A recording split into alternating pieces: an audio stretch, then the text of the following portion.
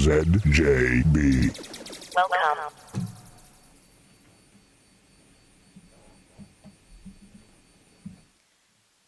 Good morning, all, and welcome to today's press conference, which will allow government officials the opportunity to update the public on several areas as we continue our transition in the phased reopening process.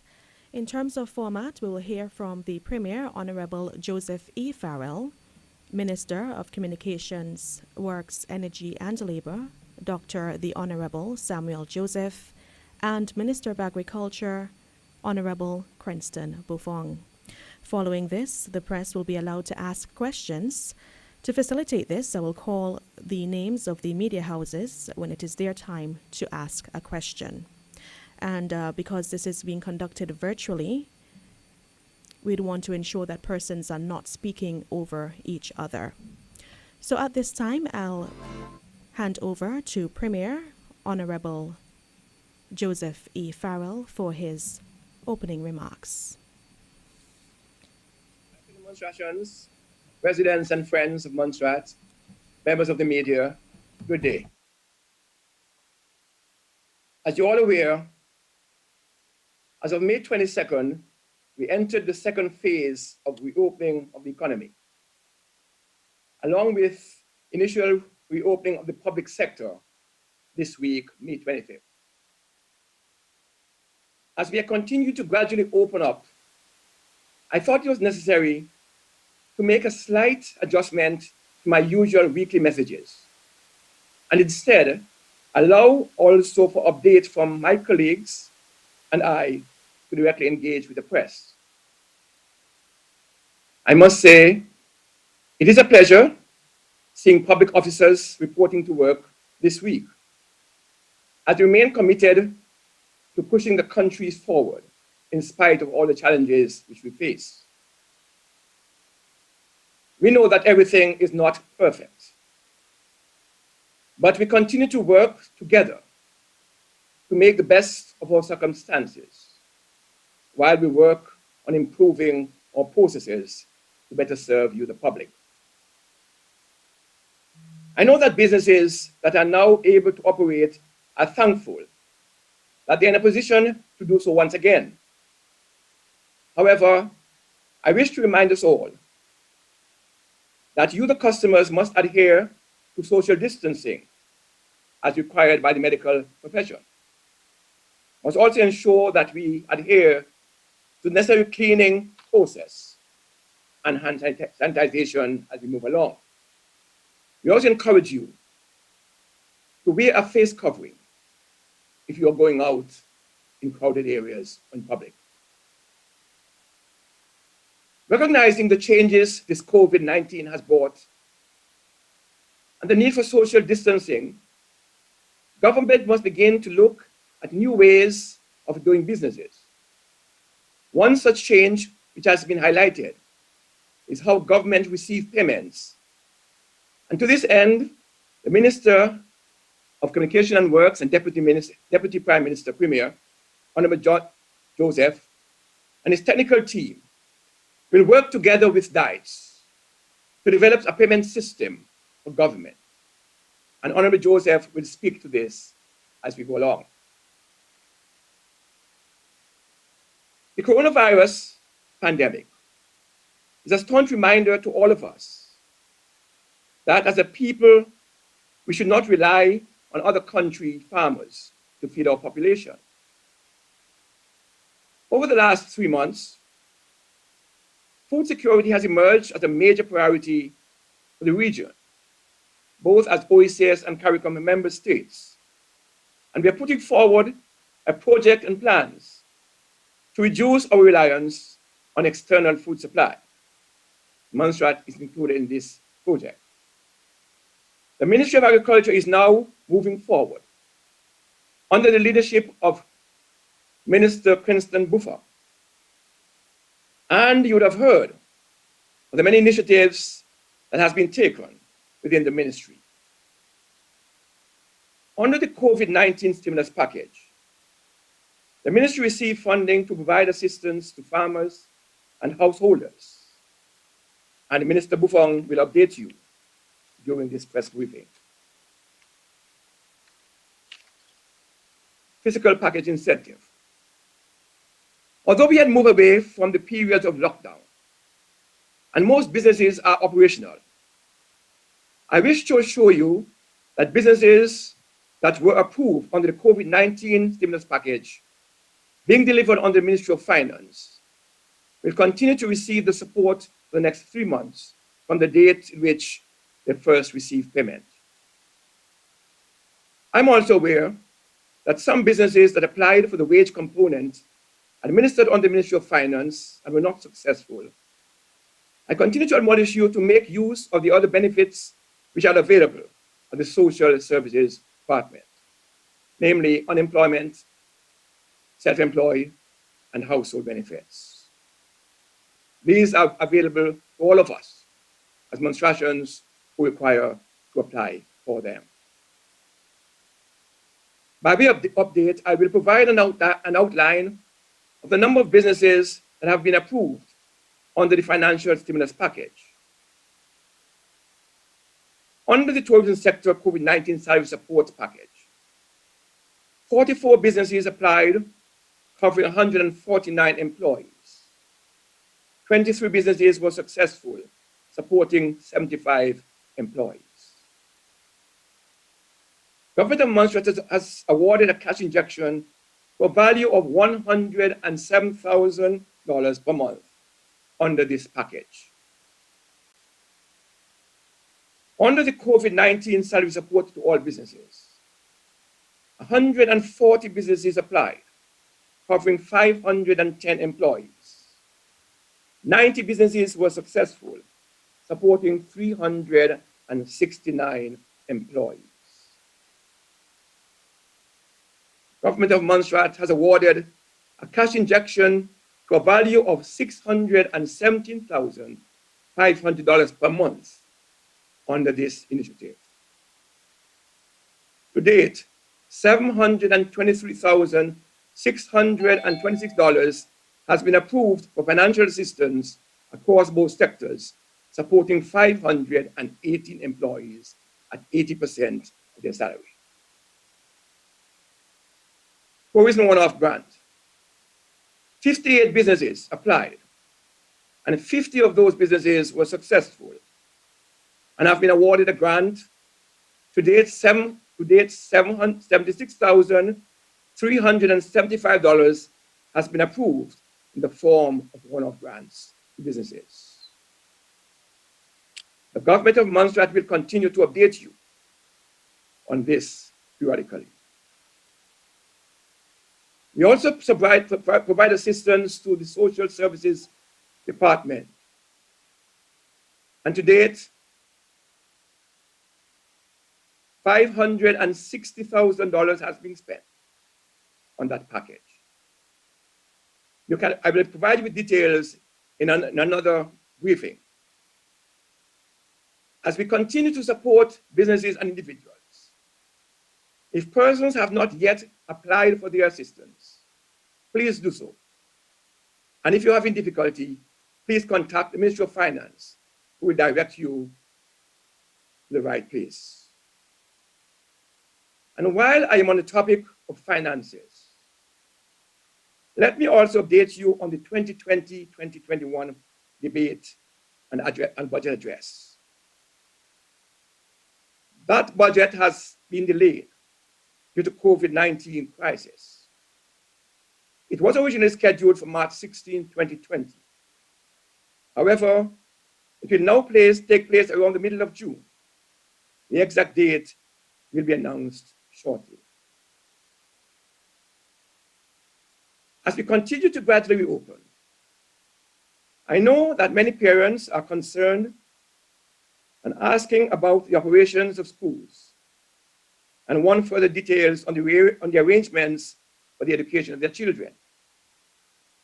The Minister of Education, along with his officials in the Ministry of Education, will be on radio tomorrow, Thursday, and will provide full details on plans for the reopening of schools. During the coming days and weeks, the Cabinet will continue to discuss and make decisions based on what is in the best interest of all of us here in Montserrat. We note that CARICOM member states are opening their borders. In fact, our neighbor Antigua and Barbuda has announced that their travel hub will be open from 1st June 2020. With this announcement, the natural question will be, when will Montserrat open its borders? There is no date for Montserrat border to be open. This is being discussed and will continue to be discussed in Cabinet as we explore our options and weigh them against the health advice. Our main priority continues to be the protection and safety of our people. And so, any decision made regarding border reopening must be made with this in mind. The government of Montserrat will continue to update you on decisions made, and we are listening and taking your concerns on board. Following this press conference, the government will resume its usual schedule of press briefing, which began prior to COVID-19. Let me at this moment apologize for the absence of my colleague minister, the Minister of Health and Education. He has another meeting, and as a result, is unable to be with us this morning. But he'll be on radio tomorrow to update us on education. Thank you very much. Thank you, Premier. We'll now hear from Deputy Premier and Minister of Communications, Works, Energy and Labour, Dr. the Honourable Samuel Joseph.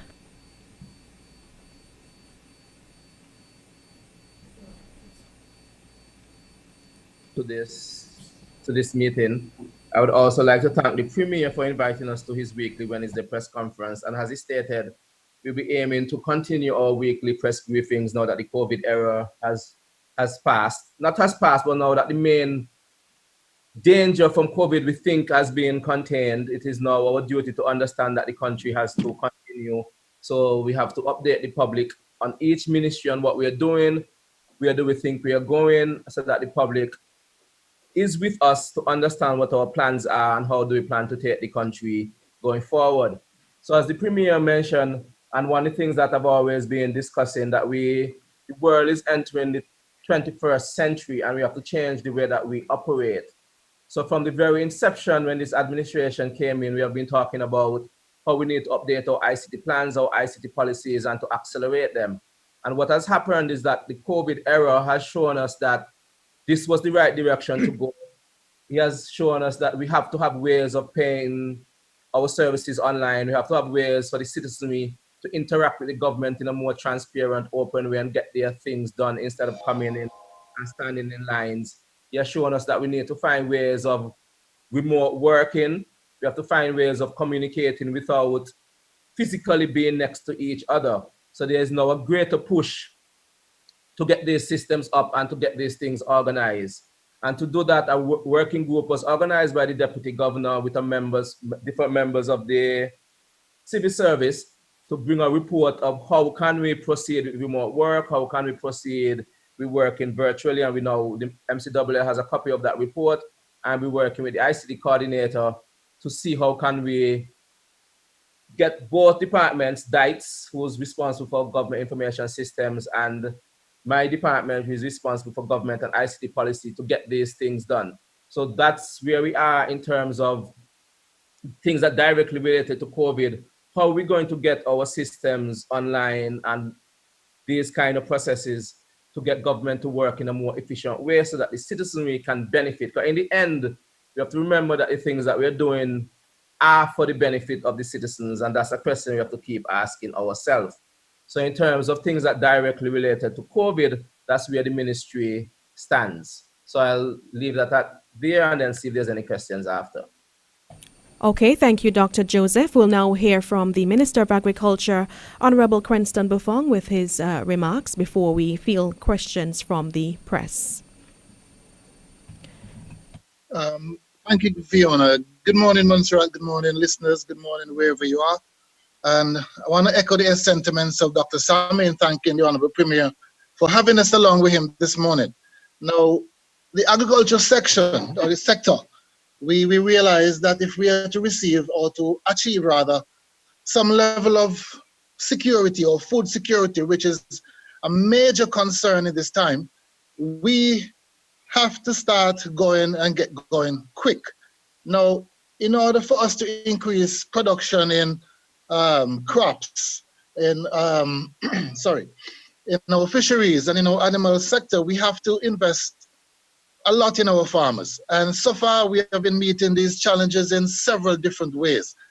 And it's not to go over all of them, but just to highlight a couple of them. So in the farming section, we have already provided quality seeds and planting material. We have sourced and have on stock already herbicides and pesticides, fertilizers for farmers. We are assisting in preparing land wherever possible.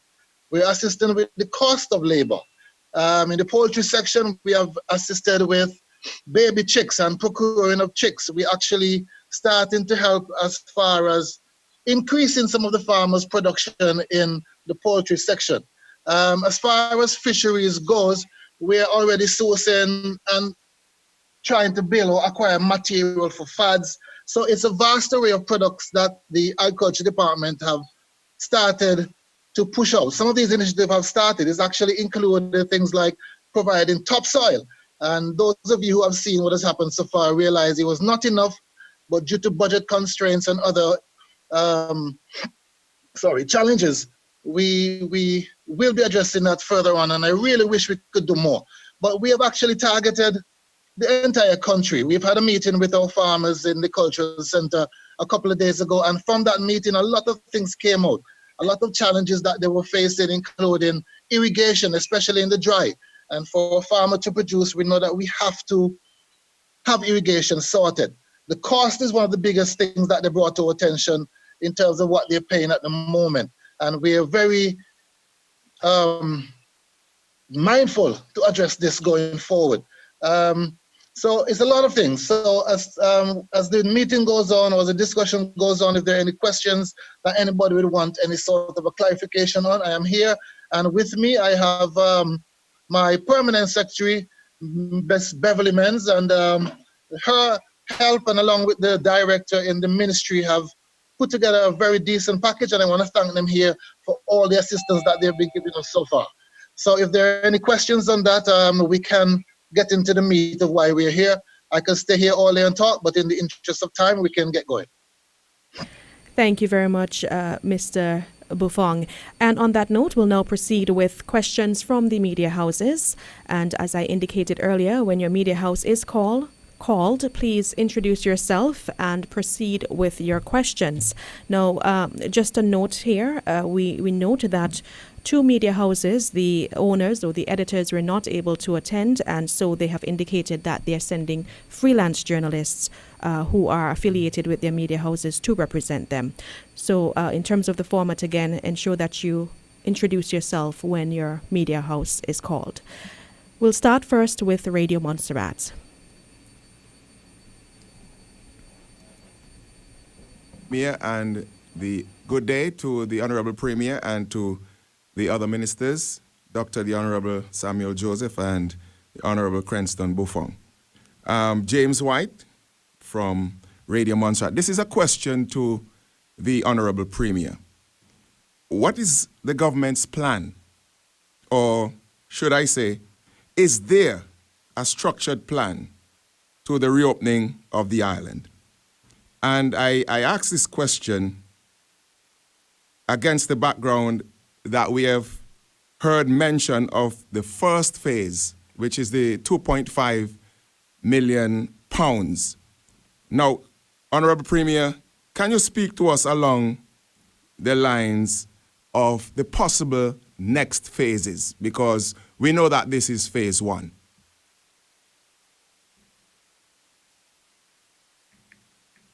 Thank you, Mr. White.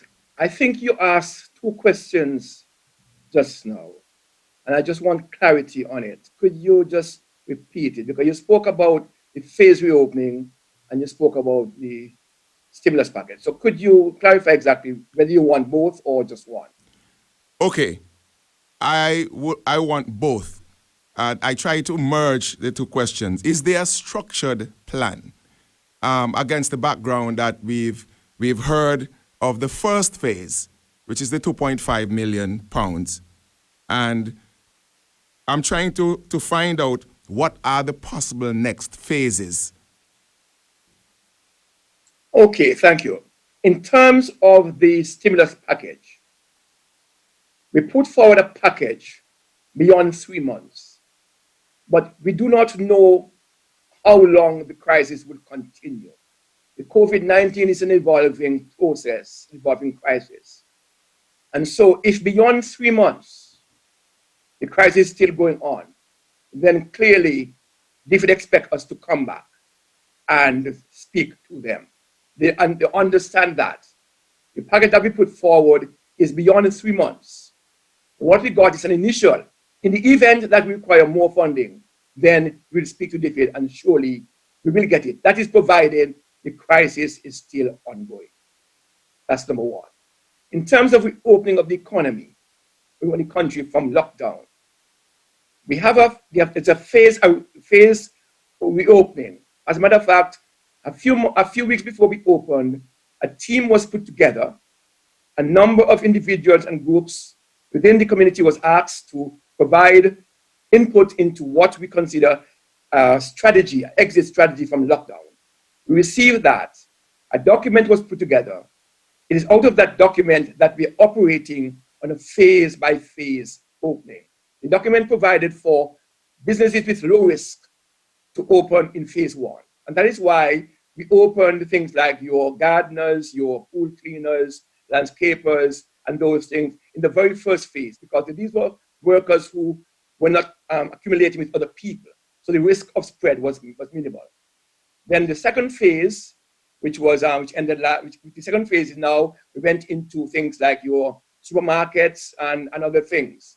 And then last Friday, we then started to open up restaurants, cook shops, and barbers, but with limited service. That is, restaurants are by takeaway only. Same applies to cook shop, and things like hairdresser and saloon would have to operate by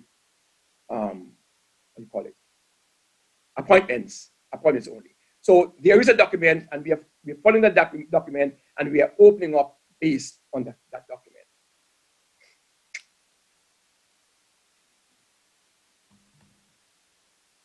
Thank you very much, Honorable Premier, for that comprehensive response. And may I just ask as a follow-up, the 3 months that you would have mentioned, what are those 3 months? From April, May, and June, or can you just, for clarity, explain to us that first 3 months for which this stimulus package will be spread out? Let me say the COVID first started in March, but we are talking about April, May, and June. All of the 3 month plans, 3 month strategy that we have is basically for April, May, and June. This applies to access and other things that we have as essential services. And any contribution to these services are basically from April, May, and June. So you're correct. Okay, thank you, James. We'll now move to Discover Montserrat. Good morning to you. Your questions, please. Good morning, everyone. Narissa Golden, Discover Montserrat. Premier, just to clarify, just to add on to what James was asking, could you tell us about the next phase? How many phases has the government designed a plan for? Is there a phase 3 and 4 or 5? Give us some clarity on what we can expect going forward, even if we know that you don't have specific dates for reopening the country yet. Thank you, Nerissa. Good question. Yes, we do have 4 phases. The recommendation was that we have a 4 phase depending on the situation on the ground. And I put in a caveat because it's important that we note the speed at which, or the rate at which we open is dependent on the situation on the ground. That means if COVID raises its head again, clearly there'll be no phase 3. But as we move on, the next phase will be phase 3. And you note that we have not yet opened bars and nightclubs and gyms. And we have those to be open. Exactly when, we don't know yet, depending on what happens. And then the last phase will be the opening of the borders. And that is the most crucial phase as we are concerned, as it relates to, because once you open your borders, then your health system has to be on the lookout, because you are then inviting persons to the country. And you have to have in place protocols in order to mitigate against any new increases in the COVID cases. So yes, we do have a phase, and it's 4 phases. Just as a follow-up, Premier, as it relates to opening the borders, which we all will have to do at some point, and you mentioned that Antigua is preparing to do that in June.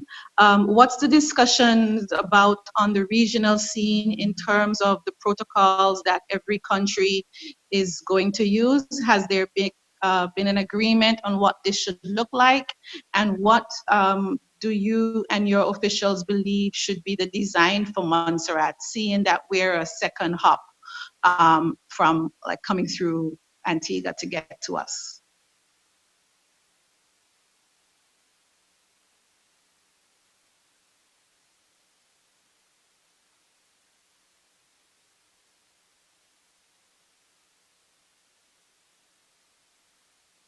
You may need to unmute your mic, not hearing you. Oh, sorry.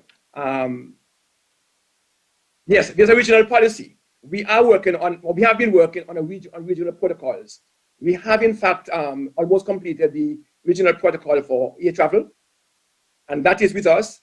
The ministry here and other agencies in Montserrat, we're working on that to fine-tune that, and that will give us some guidance as to how we open air travel. The region is also working on a protocol for the cruise industry, and this is being worked as I speak.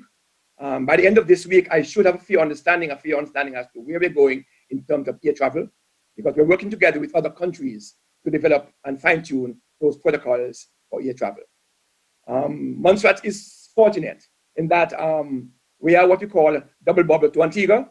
So we are very fortunate that whatever Antigua put in place to protect themselves, we can piggyback on it to a certain extent. But at the same time, we are working on our own, fine-tuning basically what is the regional protocol, and make it adaptable to Montserrat.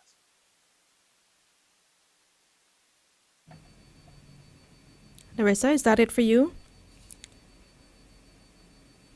Do I continue to the other ministers, or you come back around for another round? No, you can ask your next question.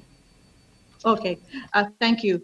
Minister Buffon, as it relates to agriculture, you mentioned that you are supporting in procuring baby chicks. I'm wondering about the abattoir support. I understand that it does not process poultry products. Is there a discussion about how we can either add to the abattoir or create some sort of public-private partnership to ensure that one of the local farmers can actually begin to process chicken versus just focusing on egg products? Thank you, Narissa. You are right. The abattoir cannot do chicken, and let us state here clearly, you cannot mix meat and poultry together. We've had some challenges in the past in using the system that's available to us at the prison because of COVID and other restrictions. So we have since targeted a particular farmer. Let me say here, thank you to Mr. Red Greer. He has been assisting us tremendously throughout in assisting our farmers in doing the poultry section, the slaughtering and all that stuff. But it is something that we have to look at going forward. But so far, Mr. Red Greer has stepped up his game and he has been assisting us, and we have had no further delays or any problems with that as we speak. All right, thank you very much.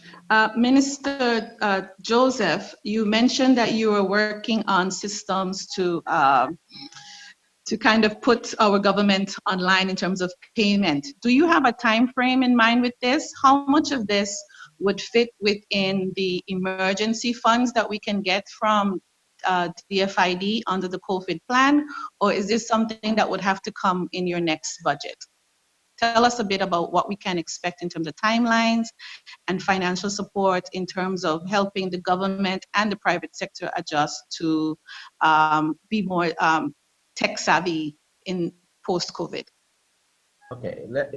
In terms of whether we had assistance from the current, as has been called, the current phase, the 2.5 million, that project or the projects that I want to run are currently funded in that. So I guess I'd have to have some talk to the Premier. But in terms of the funding for those, is not in that the actual extra money that we got that was more for COVID and for agriculture related activities.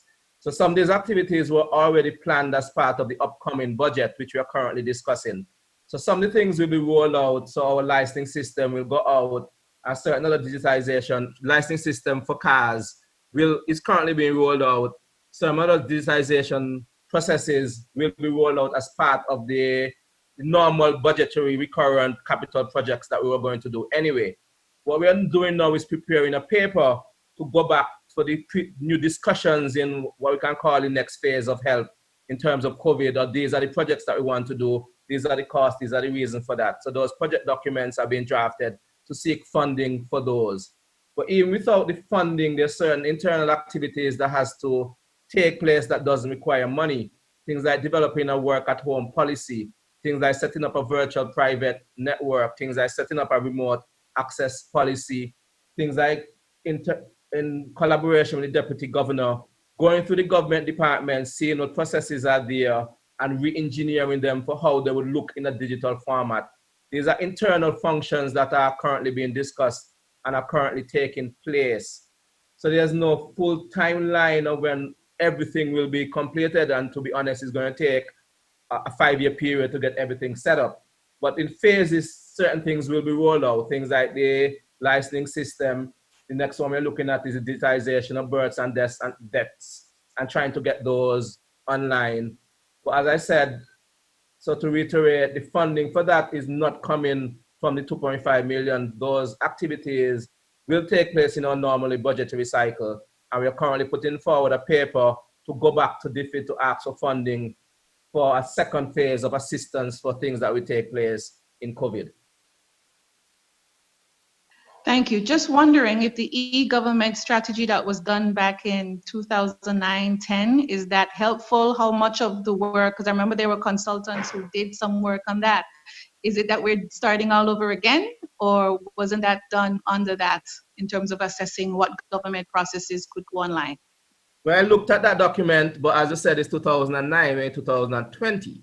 And if you understand, anybody that understands anything about IT and how technology moves, the majority of things to no fault of its own in that document have in some sense become dated. The way of technology has changed in terms of servers and cloud technology and the way how things can be done. And basically a total revamp has to be done in that strategy. But the good thing is that we still have our ICT plan, and it was updated 2 years ago, and the majority of things in this are still valid. So we're basically working off of that plan. When in reference to the government strategy that was done in 2009, 2010, that's 10 years old, and that basically has to be looked at from scratch. So that is where that stands. Thank you very much. Thank you, Fiona. Okay, thank you, Narissa. We'll now move to 664 Connects. Good morning to you. Please introduce yourself and proceed with your questions. 664 Connects. My name's Catherine Tournay, and I'm representing 664 Connect for today. Okay, so I have a few questions, and I appreciate you taking the time to have us on today. So my first question, according to the Economic Commission for Latin America and the Caribbean, before the pandemic hit, Latin America and the Caribbean had already accumulated almost 7 years of low growth, with an average of 0.4% between 2014 and 2019. The crisis being experienced by the region in 2020 is expected to see a drop in minus 5.3% in GDP, and this is going to be the worst in history. The unemployment rate is also expected to reach around 11.5% in the region, making an increase of 3.4 percentage points versus 2019. Does this mean that Montserrat is likely to go into a recession, and what will the government do to reduce unemployment or the financial burden on its residents when the cost of living in Montserrat is already high?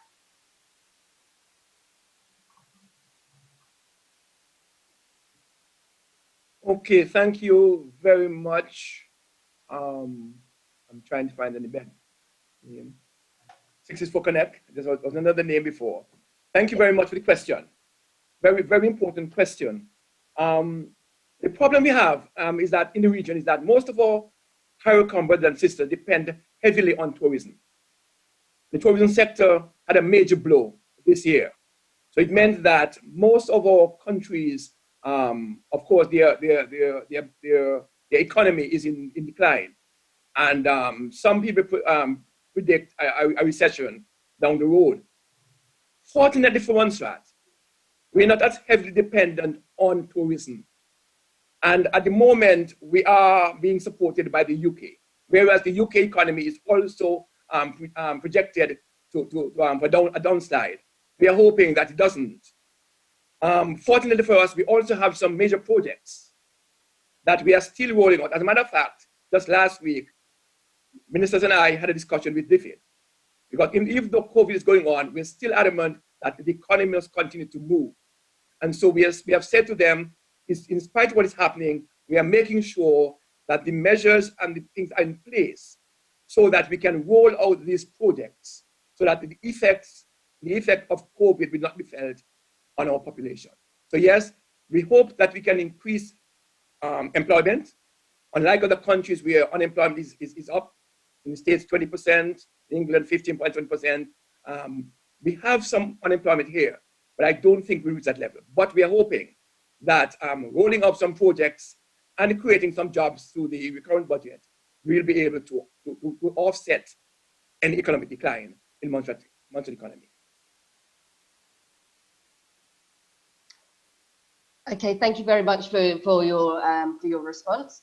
Kind of following on a little bit from that, in terms of employment, a lot of the time it's the youth that are kind of disproportionately unemployed, and those who are employed are often working in the informal economy with precarious contracts or in service sectors of the economy that are likely to be impacted by COVID-19. On top of that, we're also seeing that a lot of the youths haven't physically attended school since the 13th of March. So what is the government doing to address the social and educational impact on COVID-19, which will have on the youth of Montserrat? Thank you. Unfortunately, my Minister of Education is not here, but I may speak briefly. He'll be having a discussion tomorrow.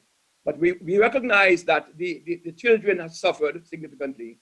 And as Dr. Sami pointed out earlier on, education online is going to be one of our main focus, because it is now, we're not operating in a new dimension, a new dispensation where homeschooling and online teaching is going to be the thing of today. And so we are in fact investing in iPads for vulnerable children and teachers. We are also preparing, investing in programs for online learning. So these are some of the things that we are doing right now. Yes, the young people, they are going to be hit hardly, but we have very hard. But we do have this youth entrepreneur program, which we are hoping to invest some more money in, that at least we can temporarily attach our young people to businesses throughout the island until we're able to provide them with substantive jobs. These are the things that we are doing to keep our young people going. Okay, thank you. I appreciate your response. So the final question I guess I have for you guys is kind of following on with the fact that we've seen that the schools are closed. We're also seeing that people are having to work from home. You're not able to see your friends and your family. There's unemployment. People are struggling with being financially secure. So it's I think that's going to have a big impact on mental health for a lot of people on the island. And I'm wondering if there's anything that's being done by the government to deal with any rises in mental health issues. You are correct. Very early in the crisis, once we locked down, we recognized that we were changing the lifestyle of individuals. people were asked to stay at home for longer periods, stay indoors, and children were becoming agitated because they weren't able to associate with their friends. So recognize that there might be some problems with the mental illness, mental stress in that way. And so very early, the Ministry of Health, through their mental health officers, have devised some programs, and they're still doing that. And they're encouraging persons and families to contact them, to speak about their experiences in the crisis, to alleviate those stress that they may have gone through. So yes, there is an ongoing program within the Ministry of Health to deal with those cases of mental stress and mental disease. Okay, thank you very much. No further questions. Thank you very much, Kathleen of 664 Connects. We'll now proceed to MNI Media, and you can ask your question. Of course, introduce yourself and proceed with your questions. We understand that the editor and owner is not able to attend and has sent a representative. Hi, good morning. My name is Karen Allen. I'm representing MNI Media, the local correspondent. My first question is addressed to the Premier or anyone else that would like to respond. The government of Montserrat has announced the phased reopening of the economy. My question is a concern raised by working parents in Montserrat. They would like to know what options are available to them for their children's care when they're required to go to work.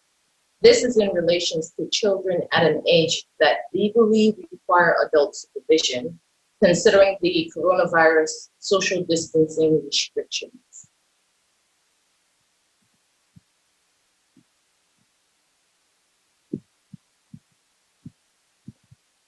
Thank you, Karen. Let me try to answer in the absence of the minister. The Ministry of Health is doing everything within their powers to facilitate families and school children. We recognize that there are working parents who are asked to go out to work and the children need parental care. So as we try to open up school, we have to do it very cautiously because we don't want to expose children to an environment where they're not safe.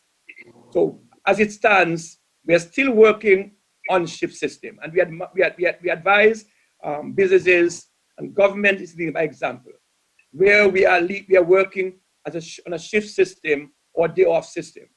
So what we're asking persons to do is to seek assistance from their neighbors if they can. I know it's a difficult proposition, but we are working out and we're trying to get school open up as quickly as possible. You are aware that some reorganization of the school buildings and classrooms have to be done. There are certain things that we put in place in terms of outdoor things, and it's very difficult. School is going to be a challenge because it's very difficult to ask children to practice social distancing. As much as we want to protect them, they will not be able to adhere to that. But we are doing everything possible within the ministry to get as close as possible to normality within the school system. And yes, there are some parents who might experience some difficulty, and we are working assiduously to see how best we can work with them to ensure that we balance work and school at the same time. As a follow-up question, so with regards to the COVID-19, the coronavirus social distancing requirements and restrictions, you suggested that individuals should incorporate the services of their neighbors and that kind of thing, but does that not violate the social distancing mechanism in and of itself if we're supposed to not be mixing family households together? That's one. And in regards to the social distancing restrictions, if a parent finds himself in the position where they're unable to, for example, a single parent, they're unable to actually find someone or an individual as a result of the restrictions from social distancing to take care of their child, and they're asked to go to work, what are their options or support systems available to them in case they have an issue with their employer? That's a very good question, Karen, because I recognize that there are persons who have to decide staying at home to take care of the children and going to work. And I'm hoping that employers would be considerate government is in fact leading by example. And I'm hoping that employers will consider it. But what you're asking, if we have to come up with another package to ensure that we maintain single parents while they're at home, definitely we'll push forward that case and have it done. Because we cannot allow parents to not to take care of the children. We can't leave children on their own. They must be taken care of by an adult. And if the parents cannot go to work because of the children and they are out of living expenses, clearly government will have to do something to assist, and we'll work on that. As a matter of fact, we are thinking about that right now, just in case the situation arises where we have to support parents who have to stay at home. Okay, thank you very much. My second question is, does the government of Montserrat have a specific timeline for the implementation or the next phase of the COVID-19 payment initiative? For example, it's been announced that the packages for the tourism sector has already started and the beneficiaries received. And I noted that you gave some statistics about the businesses that you approved, but I was not certain. I got a little confused with regards to your reference to 104 businesses applying. And then in the tourism sector, you gave a different set of numbers. So the 104 businesses that applied, you've only approved 90 businesses, which address 369 employees. So based on your statistics, you're aware that you've not actually covered all the applications that were submitted to you. Do you have a timeline that you have or are working to address the remaining applications? Will they be addressed? And what phase, at what point will they be addressed? Could you just repeat the question and put them in snippets so I could answer you fully? Okay. 1, 2 snippets. Okay, no problem. So the second question is in reference to your payments or your applications that you referenced that are approved. And you mentioned that 104 businesses applied for the employee support for the payroll, and that you were able to approve 90 of those, which affected about 369 employees. My question to you in that regard is, how do you actually intend to fulfill any of the other applications, or is that it? And if you do intend to fulfill the other applications, what kind of time frame or when can the applicants expect to receive that approval and the resultant benefits? Okay, thank you. Yes. Okay, persons may have applied under the business, the 80% salary assistance, and they may have refused, they may have not been successful under that package. These individuals are now have now been asked to go to social services. So even if they are rejected, if they're not accepted or not successful under the business component, clearly the social service component is available for those persons. So they will not really get left out. Whereas they may not be successful for the 80%, they are now asked to register under the social services component and receive assistance. So it's not that they were not successful and are left hanging. They are directed or must be directed to the social services where their needs will be met in another form.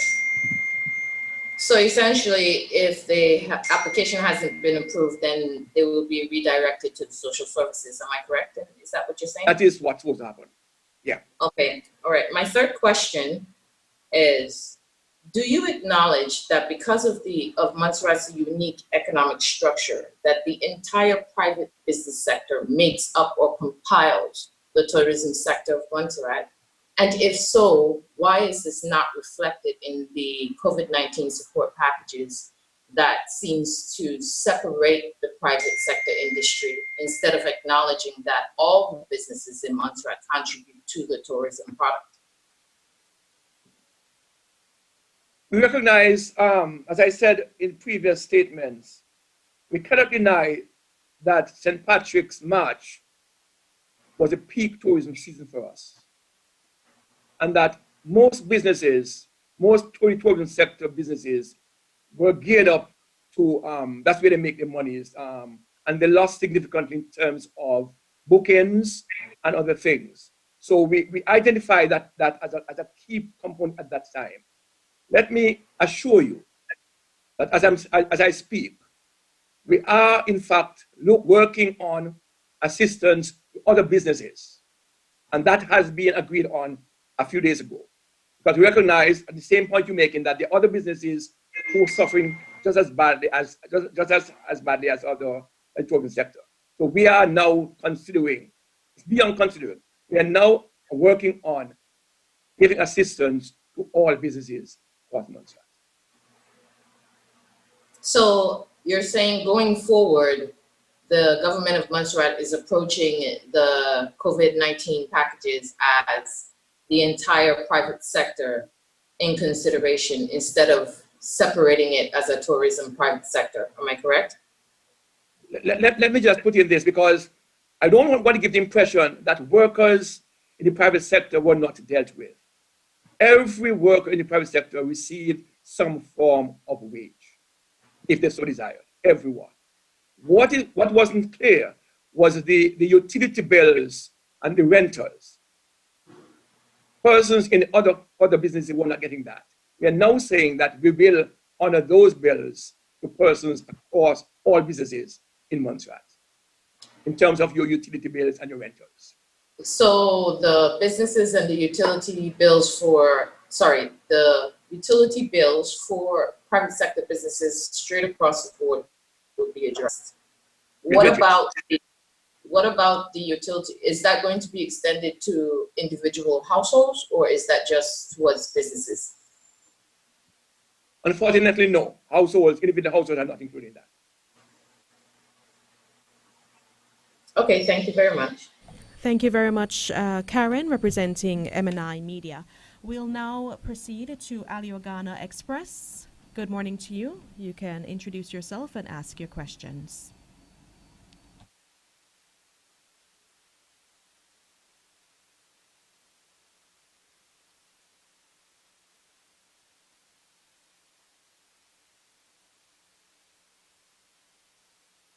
We're not hearing Malika. You know. Sorry, good morning, everyone.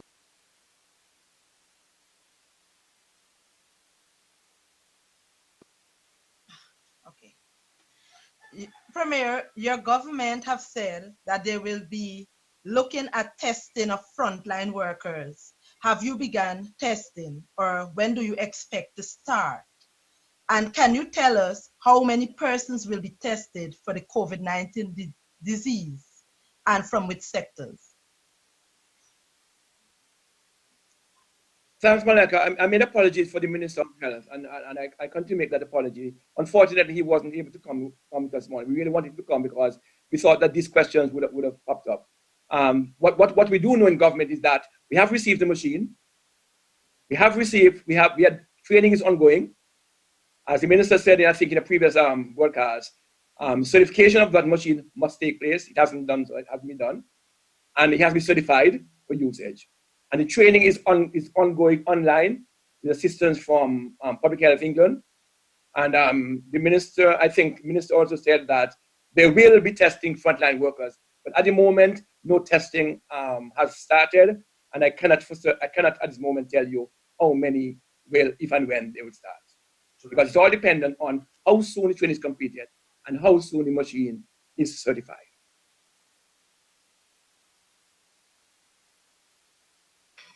Thank you, Premier. A follow-up on the unemployment. What is the unemployment projection for the year? What percentage we had prior to the pandemic? I cannot answer that. I'm not sure if do you have an answer for that? If not, we'll find out and get back to you with that. Okay. My colleague can't answer. We'll get back to you. Okay. My final question. With the reopening of schools, how will the transportation issue be managed? How will school handle recess, lunch, basic classroom distancing and so.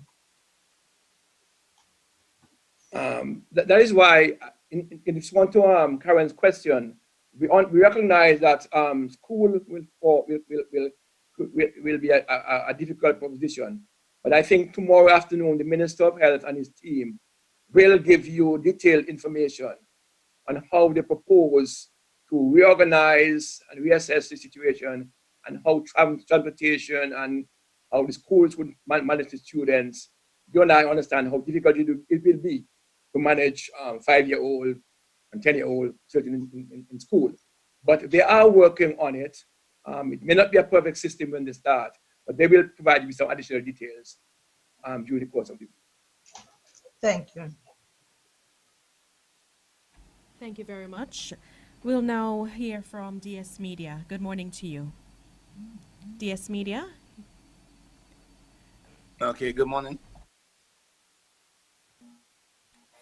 Good morning. Am I being heard? Yes, you Good are. morning. Yes, you are. Okay. I've been having internet issues all morning. That's the reason why. Good morning, Premier. Good morning, Dr. Joseph and Honorable Buffon. Morning. Fiona, can you confirm if Parliamentary Secretary Dr. Hector, is online?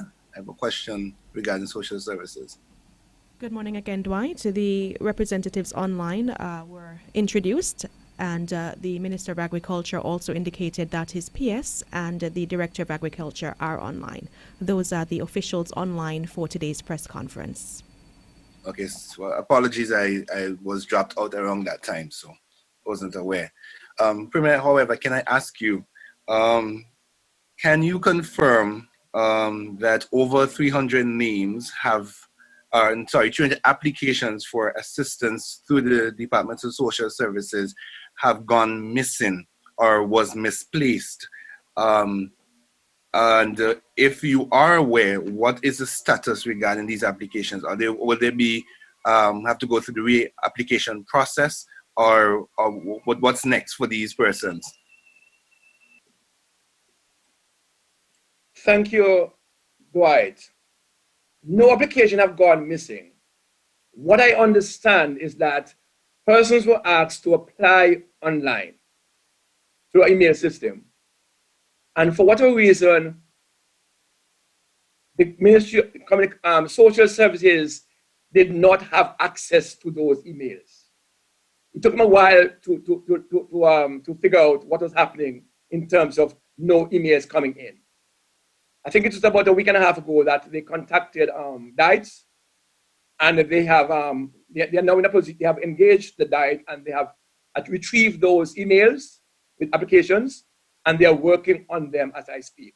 I must apologize to persons who applied in April, for instance, have not received payment because of those applications that were sent to emails. But they're now working on those. Just this morning, I spoke to the director, and she assured me that that particular batch is being worked on as I speak.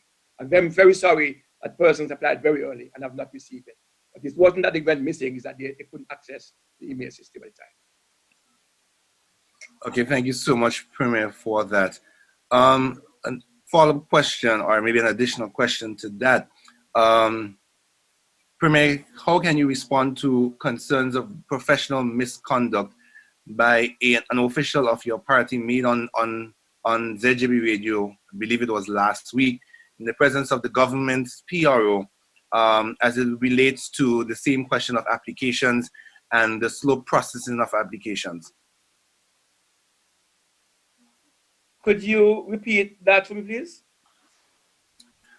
Last week on a ZJB radio program, accusation of professional misconduct was made by an official from your party as to the slow processing of applications. This was done in the presence of government's PRO.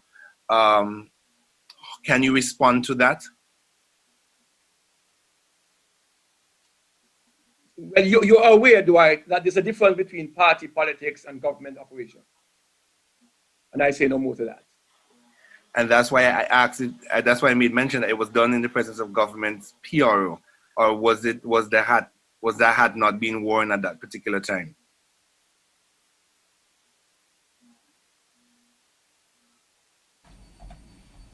I reiterate that if there's a matter that I need to look into, we'll look into it. But there's a difference between politics and government. Final question. Final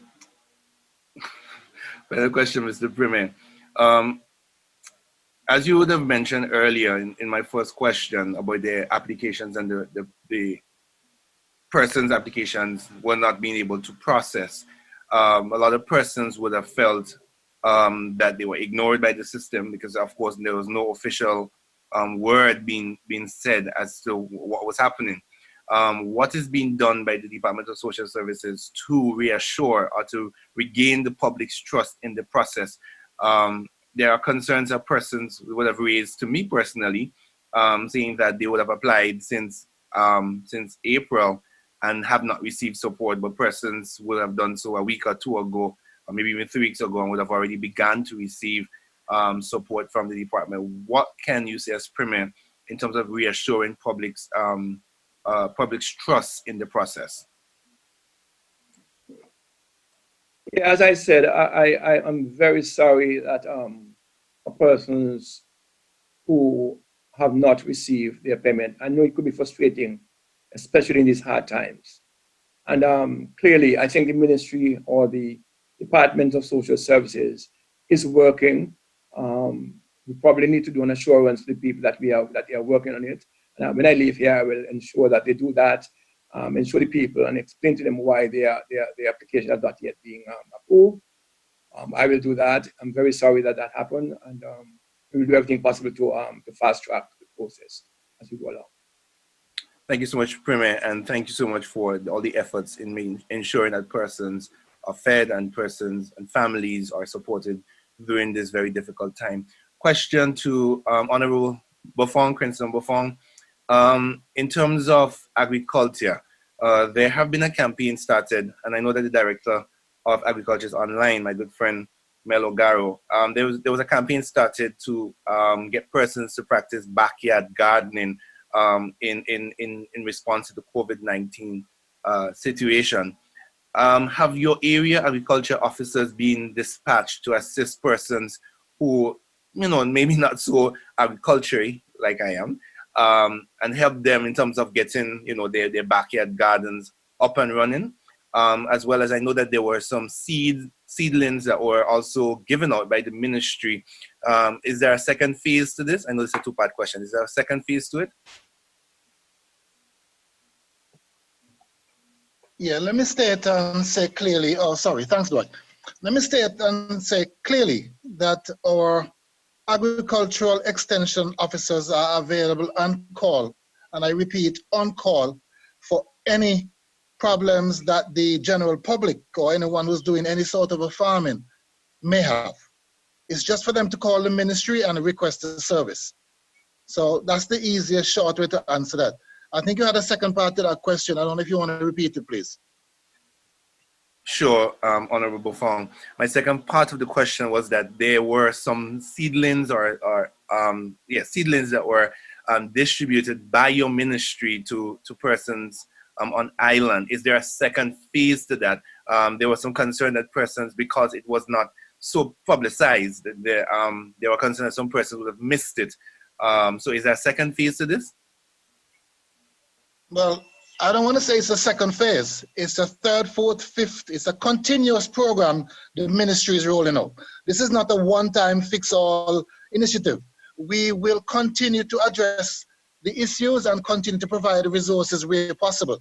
Bearing in mind that there was a limited amount of funding available as a COVID response. However, going forward, the ministry, whether using the current budget or other sources, we will be continuing to facilitate where we can. Okay, so and maybe yourself, Minister, or Ms. Ogaro can say, is there a time frame that we can expect for more seedlings to be made available to the general public? I'm not sure. Director, do you want to answer or should I continue?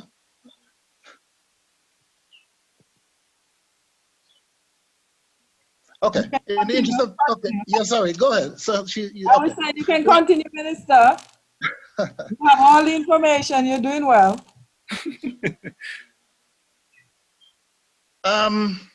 Let us accept first to start with that agriculture is not an overnight fix. It's not that you plant today or start rearing the cow today and you receive the meat tomorrow. So it is an ongoing process, and as with COVID, this is a very fluid situation, and we might need to change going forward depending on what comes up. So yes, Mr. Dwight, it will be an ongoing program. Yes, Minister, you said there was an ongoing program. The second question, the second part of the question, I know we have to move on, was, is there a time frame in terms of when would the next disbursement of seedlings be? Okay, we have already, let me see if I can help. There's about 4 different basic programs that we're offering. We have the repairing to the persons who have hoop houses, a sheltered production. We have the container gardening initiative. We have a smaller program, and all of these come with seeds and seedlings, yes? So the short answer to this is no. It is not a specific time frame, but we are beginning to roll out the container type gardening later this week, going into next week. As far as the bigger production goes, as far as open field and these goes, the tractoring process and the clearing of land is ongoing. Some people have already had their lands tractored already. So it is, again, Mr. Dwight, a process that will be taking place over the next couple of weeks into months, perhaps. Okay, thank you so much, Minister. Thank you so much, Fiona. Thank you very much, Dwight. And we'll now hear from the Montserrat reporter who's online and will proceed with his questions. Mr. Roach of the Montserrat reporter. Just a reminder that on this press conference, we have the Premier, Honorable Joseph E. Farrell, Minister of Communications, Dr. the Honorable Samuel Joseph, and Minister of Agriculture, Honorable Cranston Buffong, online as well. So I am standing by now to hear from the Montserrat reporter, and I know he indicated earlier that he was having some issues, okay, there we go. Mr. Roach, you're there now? Thank you very much, Diana, for accommodating me. As I mentioned to you, unavoidably, kind of late, surprisingly and apologetically late for joining the press conference, so I missed a good 90% of the Premier's statement. Fiona, we are missing out on Mr. Roach's presentation. I'm not hearing him. Mr. Roach, is anybody at all hearing me? we can hear you, but your mic sounds slightly muffled. Are you very close to your mic? You may want to... Yeah, my mic is on the computer that I'm using. And a lot of background noise. So do you have a window open or anything of that sort that you'd want to close? No, unfortunately, Okay. Unfortunately, I do suffer with some very heavy traffic. Okay, we're hearing the traffic. Major streets behind me, and so that's what you're hearing. I've closed the window, so I hope you're hearing a little better. Okay, we'll try and project as much as you can, and we hope we can hear your questions clearly. I hope so. And so, of course, having listened to all the questions and so on, my very first question, though, is to ask the Premier, why am I not getting any response to anything that I've asked for several weeks from any of the departments, the Ministry of Health, anybody? And at the same time, I've heard all what was said. I did not get the figures and so on about the applications, but I noticed that it's been said that responses were sent to people in terms of certain things. I have written, and I'm hoping the Premier has seen my concern that I've sent him. I've had no responses. But what is happening there, please? The communication is not as clear, but I think I got the gist of your question. That you have applied and you have not received anything. It's worthwhile discussing. I'm not sure exactly what sections you applied under. You may apply under the business or your workers. I know you mentioned something about your workers.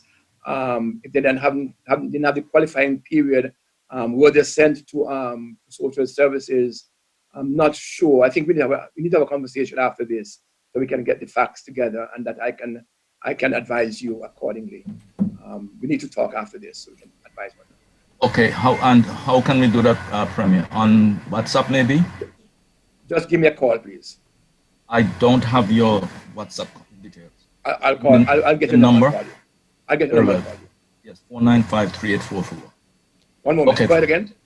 495-3844. Wait, go ahead. Go straight ahead. Yeah. Thank you. The 2.5 million, all I keep hearing is 2.5 million. What, was that EC dollars or sterling?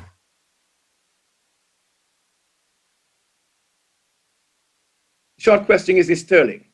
It's sterling. So I bet Yes. perhaps better for us to mention it. That's just over 8 million EC dollars. We should say that.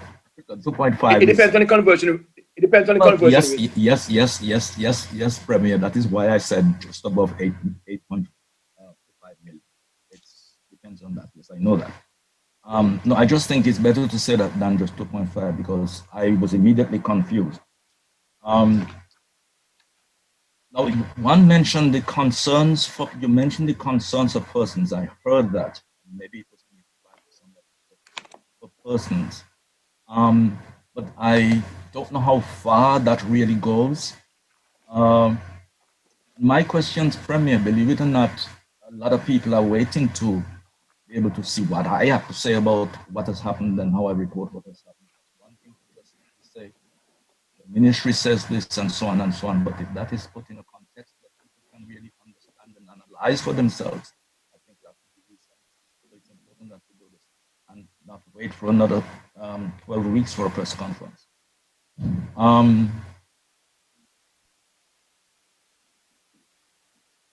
Mr. Roach, you're breaking up. You mentioned about how people, somebody asked a question about health. I'm sorry, Mr. Hearing? Roach. Mr. Roach, you're breaking up and it's really not coming through clearly. So yes. If you can, we can try again. Project your voice and I am right. I'm right up. The internet is probably. I understand, and ask your question directly, and then we'll have a response from the Premier because it seems as if that there's some sort of effect on the mic that's causing a fluctuation in the levels as you continue to speak. So keep the question maybe short and direct, and that may help in minimizing that dropout. How are we doing? From very early, I did mention about the how we advise people how to really deal with their own systems and to maintain themselves, building the immune system and the psychological situation with what has happened over this period. I heard the response from the Premier. How are we really approaching that? Are we, for example, talking when the Minister of Agriculture talks about, all the efforts that are being made for the agricultural production? Are we really concentrating on those things that will really help us in a month or so to begin to really strengthen people's immune system to fight any disease that they might have? But this has taught us a lot of lessons, I hope. Okay, so we had a bit of dropout there in between, Mr. Roach, but from what I'm gathering, you're asking about what is there to help strengthening the immune system and the dealing with the psychological impact from COVID-19. Is that your question? Yes? Pretty much. Okay, so Premier or any of the other ministers, you're free to respond.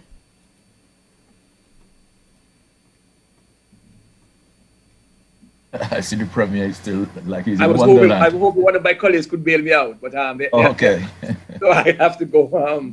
Yes, Mr. Roach, we are cognizant that, as I said to Karen early on, that lockdown brings psychological stress to individuals, it brings emotional stress, and that is why the government moves so quickly to assist persons in terms of giving them some assurance that we are with them and that they can, in spite of the hardship that are created both economically and socially, that what we can provide will help them to go over the system.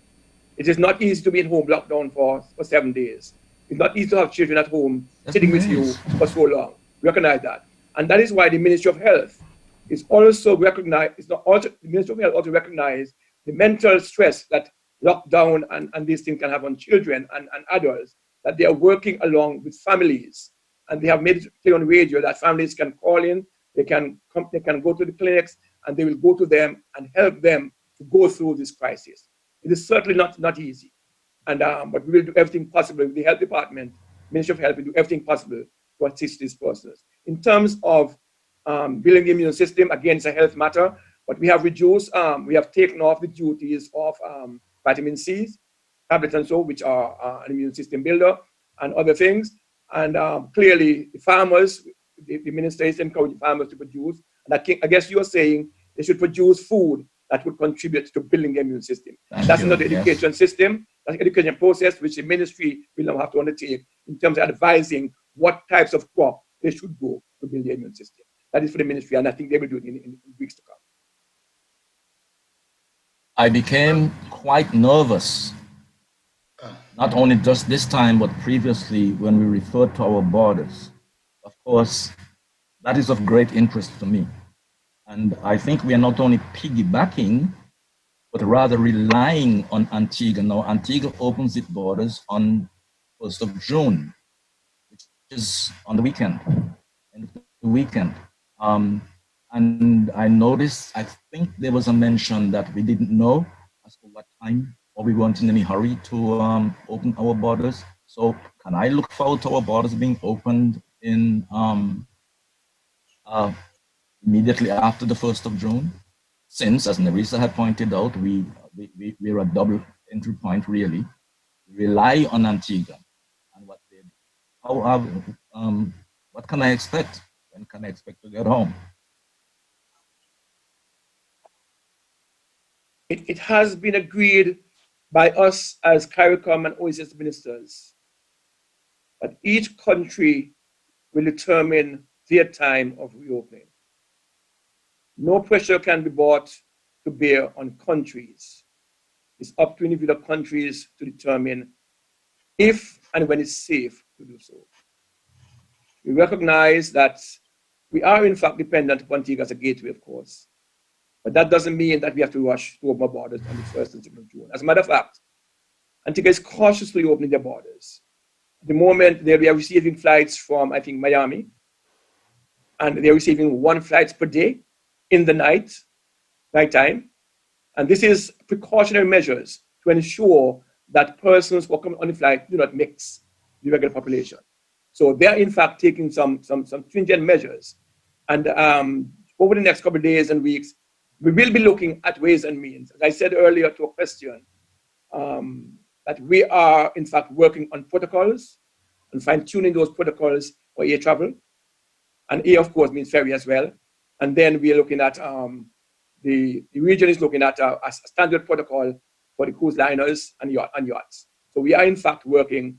Just yesterday I had some discussions on yachts coming to Montserrat and what do we do with the protocol, you know. So we are working, and we will give due consideration, take into consideration the exposure that we receive when we open our borders in terms of persons coming in. We must have in place measures, ways of asserting that they are not COVID positive or that they are COVID free, whatever the phrase, and that we are able to identify those persons who may show symptoms and deal with them quickly. We cannot afford to allow an explosion in COVID case again in Montserrat. Yes, Premier, but I hear all of that. All I'm trying to find out is how likely, how soon. Can you give me some time? Remember, I have to plan. No, I can't give you a time, Mr. Roth, on that one, to be honest. Can't give you a time on that one. That don't sound too good for me. We're too small for that, Premier. Now, my final question is, or 2 questions actually, and it's all about an awareness. How much of the resources that PAHO had been offering since February have we accessed?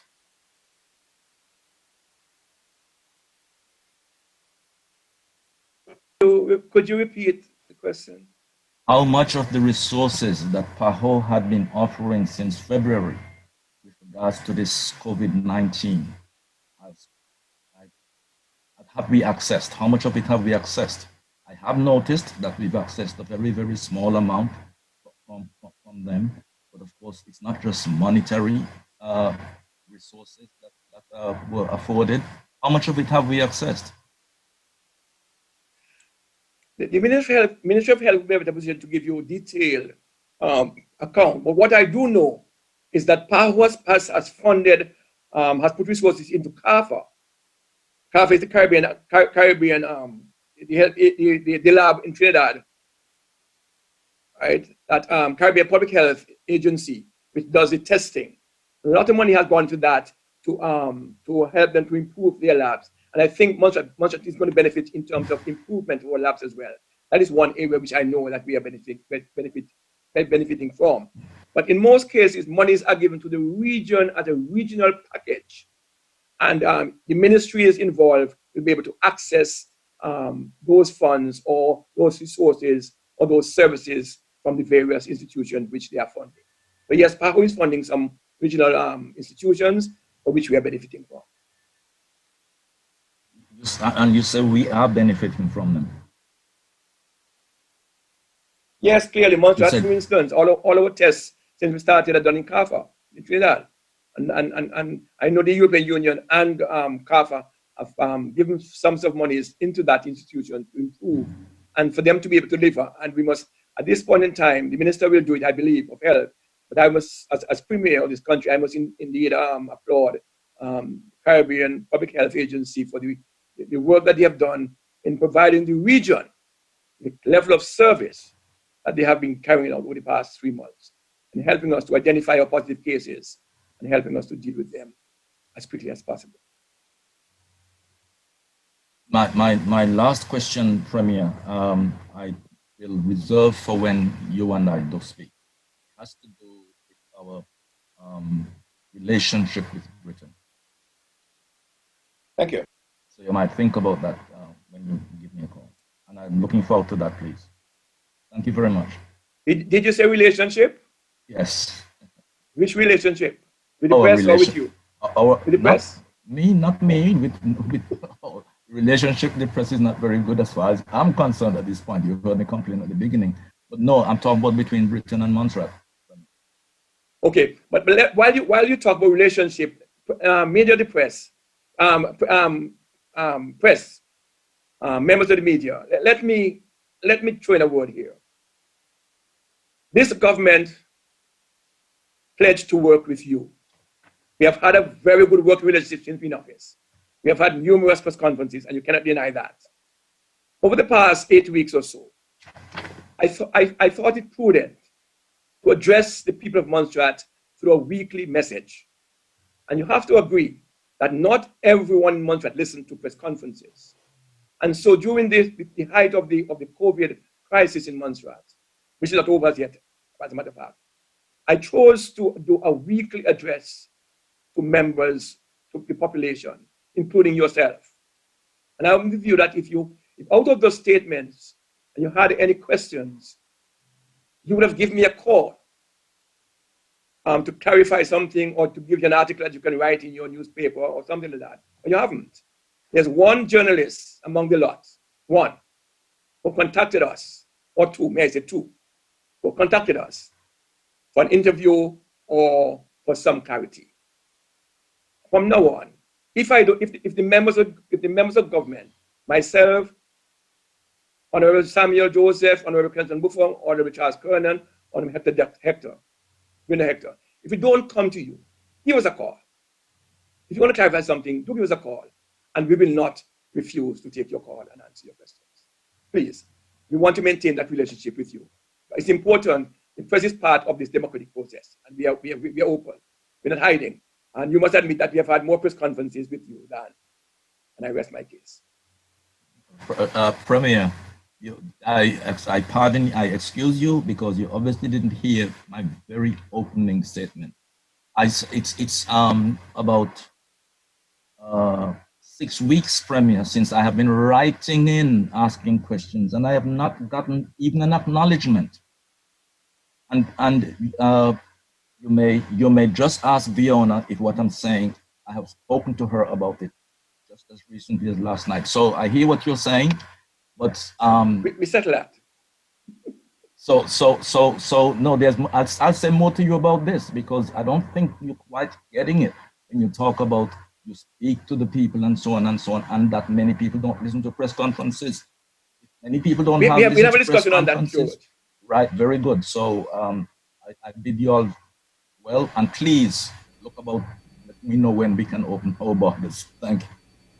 Thank you very much, Mr. Roach. At this point, I'm just going to go back to Mr. White, James White, because in his initial round of questions, he only asked one and a follow-up, and he indicated earlier that he would want to come back when the others are done. So, Mr. White, please proceed with your questions. Thank you. Thank you very much, Fiona. Honorable Premier, I want to ask you this question because it is a burning one. Will frontline workers be given some sort of assistance, hazard pay, or bonus of sorts? Thank you, Mr. Roach. Mr. White. We are considering something, but you know how government operates. And the minister and his ministry will advise us as to what best we can do to assist those workers. We certainly appreciate the contribution of those frontline workers. They have put their lives at risk for us, to save us. And certainly, I'm sure we will work out some way of compensating them. I don't want to call it what you call it, but I'm sure that we can come with something in short order to assist them.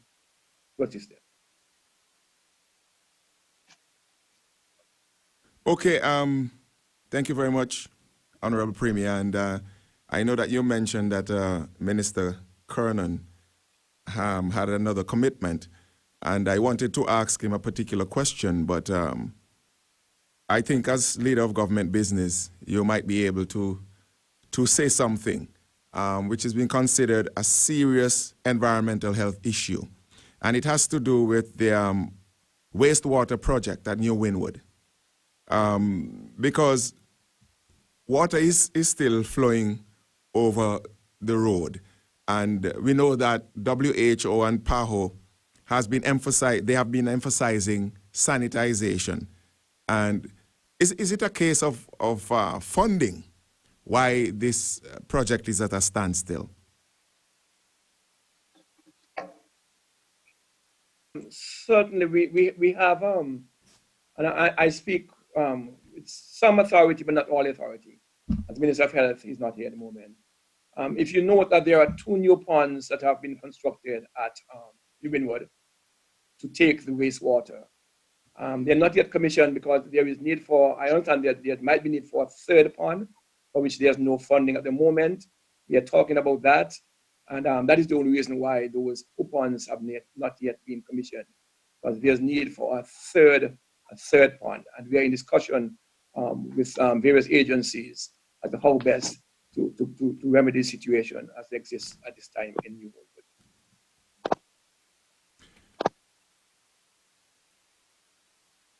Okay, I have 2 questions. Remember, I didn't get the opportunity at the beginning. I have 2 questions, one for Honorable Joseph and one for Honorable Bufong. Okay, so Dr. the Honorable Samuel Joseph, I know that we are looking at online payments for government. And we are looking at connectivity. Does the current or status quo lends itself favorably to this? Dr. Joseph. Status quo, let's do it in terms of bandwidth. Right now, we realize because everybody has been home and people will realize now the internet are struggling. That's the word we're using. A lot of people internet dropping out and struggling. That's because we are basically capped out on the bandwidth that comes into Montserrat, and because everybody's on at home watching Netflix videos, YouTube, WhatsApp, and all these various other things, we have capped out. So in terms of that, there is a problem. So that's the problem. But we do know that we have a fiber optic project that's coming, and that project is on stream. Even despite COVID, the timeline hasn't slipped. So everything should still be on stream by June, July, that should be up. And then the discussions will now start about connecting it to people's homes. So in the short term, there is a problem in the amount of capacity that comes into Montserrat. But we do have a capital project working on that. So that issue will be solved in terms of the capacity in bandwidth.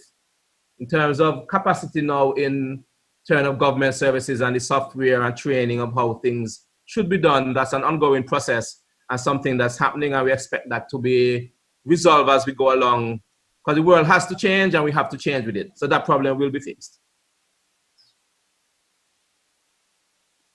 Okay, and my final question to the Honorable Cranston Bofong. And Prairie Larceny has raised its ugly head since COVID-19, and it is continuing. Now, people are losing a lot of animals and produce. What is the ministry doing to assist these farmers in ensuring that this does not continue? Okay, very good question, James. Mr. White, sorry. It's bad enough as a farmer to have to face drought, iguanas, agoutis, rats, to still have to deal with perennial larceny. I didn't even know that word before, to be honest. Now, it is really unfair and unfortunate for somebody to go in somebody's land and take their food. That, to me, is unacceptable. The challenges in this is a very hard one to fix. We're working on legislation. I personally believe that they should be fined and or imprisoned. I personally believe that they should be named and shamed publicly. This cannot continue, and this cannot be tolerated. This is really bad. And we're asking the public, we're appealing to the public, and even the store owners who buy these produce. I mean, there's a calypso that says, if a man steals to feed his family, we can understand. But if you can go and take a man's entire 5, 6, 7, 10 bunches of whatever it is to sell, then you are a criminal, and you must be dealt with as such. And myself and the ministry, we are working on it. Some of the things we are not keen on saying publicly, because we really want it to happen and have the effect that is desired to do. So yes, Mr. White, we are working on that, and we cannot afford to have this in our small environment, especially when food security and we're not sure what's going to happen outside. We really need our farmers to have their produce, and the amount of money that some of these farmers are investing at the moment, and not, or to have somebody come and take it, is totally unacceptable, and we will not be tolerating it. Thank you very much, Minister Bofong. And on that note, we are ending the question and answer segment for this press conference. Fiona, can you just give me 1 quick second? Premier? I sent it. Fiona. Oh, Miss. Hello. Yes, hi. Yes, Fiona, can you please give me just a quick second? And it's really a follow-up to Dr. Sammy, because I was going to ask him about the fiber optic system. But I noticed that he said that it was on target when, and that by June, July, or July, things will be up and running from it. Dr. Sammy? Based on the last update I get, by August, the project would terminate in braids, but we have to be very careful. This is this boat landing the fiber to Buncombe and getting it underground. 2 braids. It does not mean that he has now been connected to people's houses. That's a separate contract with Southern Fiber is to get the fiber 2 braids. From that is really a private sector business between Flow and Digicel of how do they get that fiber now from braids to people's houses. So I just want to clarify to the public so that they're clear. By the end of August, the capital part of the project will get the fiber to Braids. The other part of the project has to be discussions with Flow and Digicel about how does it actually get to people's houses. And is that in train, Doctor? Is that discussion in train? Well, you have to also, it's a lot of complications with it because Southern Fiber, who's running the cable, is a subsidiary of Digicel. Right. Yes, so there's some private sector and government discussions that aren't that, how to put it, not that clear. Yes, thank you very much. And very quickly, Minister Cranston, my friend, Minister Cranston, Pridia Lastney was the subject of the Aliogana, not Aliogana, of the St. Patrick's Day lecture. And so you can get a lot of feedback from that going forward. You'll find a lot of support that came out of that. Thank you very much. Okay, thank you. Thank you, Mr. Roach. Thank you. And thank you, Mr. Roach, as well. Thank you to members of the press for participating. We do appreciate your involvement today. And on this note, I'm going to have the Premier provide some final remarks as we wrap up today's press conference. Thank you very much, Fiona, and members of the press. Thank you very much for spending almost 2 hours, an hour and a half with us this morning. I truly look forward to sharing with you. Clearly, you can help us to advance our agenda. That's what your role is. I want you to be part of the process to educate persons rather than criticizing, but to educate people. And I know in order to do that, you have to be armed with the information. And so I urge you to challenge us to give you the information. And let me just recap for Ms. Allen. I think seemed a little muffled when I was given the figures. So Karen, if you allow me, for clarity for you again, I just want to run through those figures again just to make sure you get them right. On the tourism sector, there were 44 businesses who applied, covering 149 employees.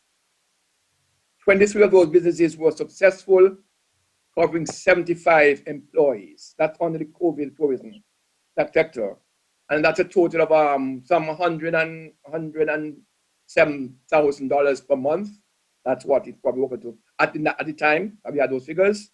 And the figures are increasing every day. On the COVID salary support across all businesses. It's not just for tourism, across all businesses. 140 businesses applied with 510 employees. 90 businesses were successful, covering 369 employees. And that's about $18,000 a month for that particular package. And then under the one-off grant, we had 58 businesses who applied, 50 were successful, a total of $76,300 was injected. And bear in mind that these monies are monies that are injected into the economy. And the sole purpose for helping businesses to pay their workers is to ensure that business can survive. No, you can't say that. One of the reasons is to help them to survive, because business people will spend money. When they're not working, they will spend their monies, and the business will be able to survive because monies are being spent in the economy. It's to keep the economy going. So you can't deny the fact that if persons are not getting some money, they cannot buy anything. But once they're getting money, the shops will be open and they are selling things to people. And with that, I ask my colleagues if they want to comment, and I want to thank you again very much for coming. Okay, we'll have the Deputy Premier, Minister of Comms, Dr. the Honorable Samuel Joseph.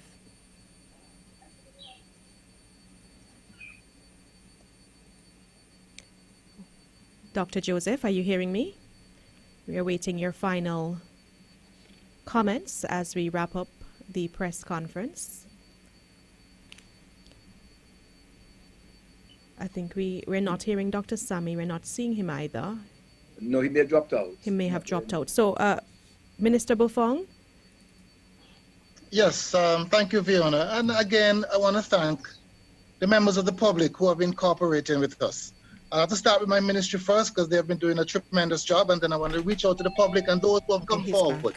Some of you might not be successful in the very first tranche of these rollouts of the initiatives that we are doing, but please be patient with us.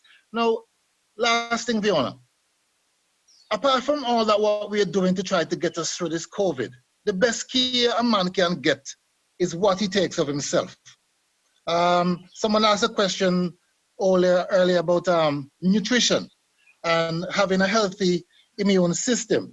Now, what ministry is doing is a citrus program to help the vitamin C deficiencies that might occur, and we know we're lacking in that part of it. So with a lot of rest and a lot of exercise, and for one thing, you could try to reduce sugar.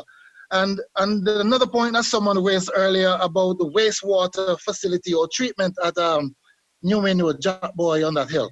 Listen, the opportunities or the avenues from this are huge, especially for agriculture. And I'm appealing and I'm begging to the ministries or whoever is involved, or DFID. I suppose the Premier will squeeze my ear later on, but we need the funding to get that system up and running properly. There is a lot that can be derived from that, and if we put the extra revenue into that system, the end product should be able to, through sunlight, and I'm not a technician here, but from what I've learned, through sunlight, it'll be able to run as efficient as possible. So we will be making an application for some more funding to finish that project. In the meantime, someone said 0 cases is not meaning that we are COVID free. Let us all be mindful and act accordingly and follow all the Ministry of Health guidelines. And thank you guys very much for having us today. Thank you, Minister Buffong. We have Dr. Samuel Joseph, Dr. the Honorable Samuel Joseph, back with us. He dropped out a few minutes ago. Dr. Sammy, you can proceed with your final thoughts. Just to thank everybody for showing up, and to again thank the Premier for inviting us on his weekly Wednesday program. And as he pointed out, now that the major part of COVID is finished, we're going to do more regular press conferences to inform the public that has happened. And I need to also thank the Ministry of Health, because as we said at the beginning of this crisis, our main goal was the safety and health of our people. And we have managed, the country and the Ministry of Health and everybody has managed to get down to 0 active cases, and we haven't had any new cases or suspected cases for weeks now. So we're monitoring that, and we're hopeful that we do have the situation under control. But now that we have this situation under some type of control, we now have to start to talk about opening the country, getting things back up, getting our projects back up, and getting the country running. Because COVID is here, but there's still a country. So from the MCWL point of view, as people have noticed, our projects are back up. We're looking to see how we can get everything back on stream, how we can get all our roadworks, all the fiber, all the airport resurfacing, the control tower, and all these other things that we have doing to work. And we also realize that there has to be a greater push and a greater impetus towards online systems and all this IT infrastructure. So that is what we are working on. And we're also working in collaboration with the Ministry of Agriculture and their programs in terms of giving our equipment to help the farmers on their land, to use our water trucks to help with the irrigation systems and to get soil and all these things. And it's a general point in order for us to get Montserrat moving because of the smallness of our society. We have to work together as a government, and we have to work together as a people. It's all of us collaborating that is going to get Montserrat to a better state than where it is on now. So I'm just asking everybody, let us all work together. Let us concentrate more on the positive things than on the negative things. And there are things that needs to be fixed.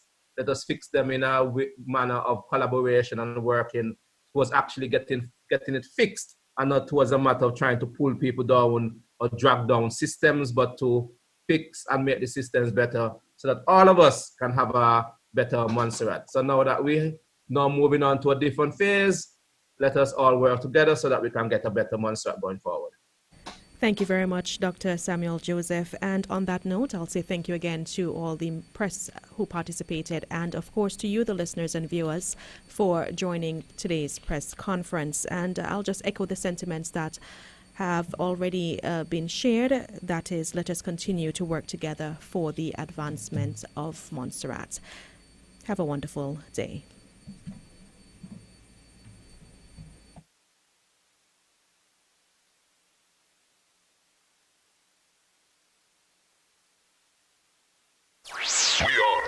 ZJB.